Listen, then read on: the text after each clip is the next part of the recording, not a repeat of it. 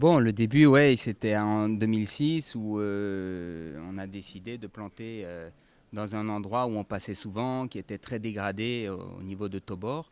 Et on s'est dit, mais ici, vraiment, il faudrait restaurer la mangrove où c'était un désert.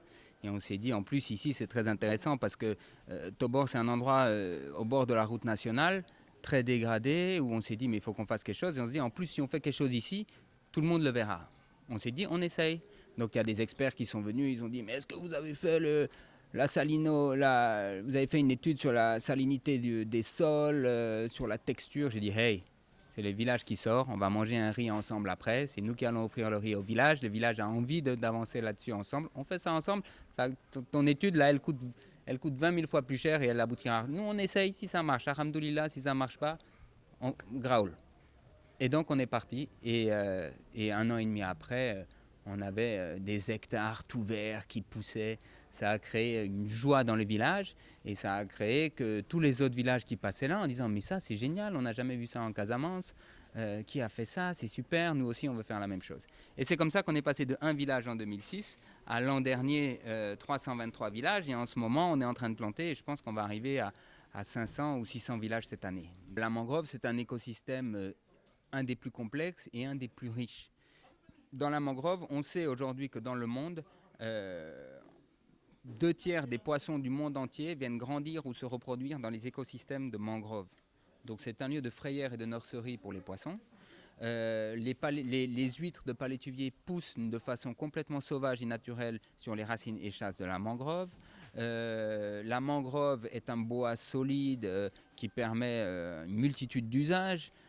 Donc quand on a de la mangrove, une mangrove saine à côté de son village, eh ben, c'est un garde-manger. C'est un garde-manger pour le poisson, c'est un garde-manger pour les crustacés, c'est un garde-manger pour les coquillages qui sont très consommés localement au Sénégal. Et en plus, on peut faire de l'apiculture puisque les abeilles affectionnent les fleurs des palétuviers.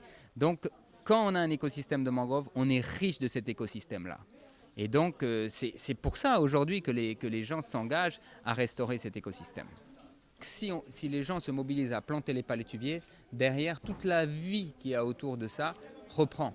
Donc, dans des endroits où il n'y a plus de mangroves, on replante les palétuviers et on restaure tout l'écosystème en plantant ces palétuviers. Alors nous, on est allé sur le terrain, on plantait des palétuviers avec les populations locales. On les sent quand même très investis par le projet, que ce soit pour la cueillette, la récolte sur la côte, et que ce soit pour la plantation. Alors en plus, beaucoup de femmes, n'est-ce pas? Bon, les femmes, je crois que c'est le maillon du développement chez nous au Sénégal et en Afrique. Elles sont remplies d'énergie, de volonté, elles ont un grand cœur. Il faut savoir que c'est elles qui sont exclusivement dans l'activité de cueillette et exploitation des huîtres. C'est elles qui sont exclusivement dans l'activité de collecte des pagnes et des touffas, qui sont la coque et le murex, qui ont une grande... en période de crise, c'est là où on trouve la protéine animale, qui est indispensable à une bonne santé, à une bonne alimentation.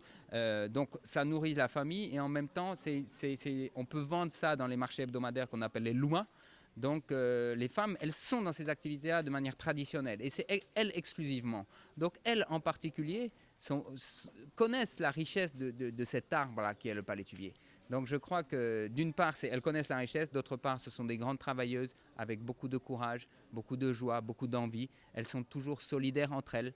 Donc c'est vraiment, je crois, l'Afrique peut espérer un avenir prometteur grâce à ces femmes. Moi, je suis vraiment super optimiste. Je pense que ce qu'on est en train de faire, ça va prendre le pays, ça va prendre tous les gens du pays. Je crois qu'on est en train de semer un arbre dans la tête des gens. Et en fait, à travers cet arbre, il nous donne de l'ombre, il nous donne des fruits, il nous donne du bois, il nous donne un sol fertile pour notre agriculture. Et je crois que ça, là, c'est en train de germer dans le poteau-poteau, mais c'est surtout en train de germer dans la tête des gens. Et ça, c'est ça le vrai avenir.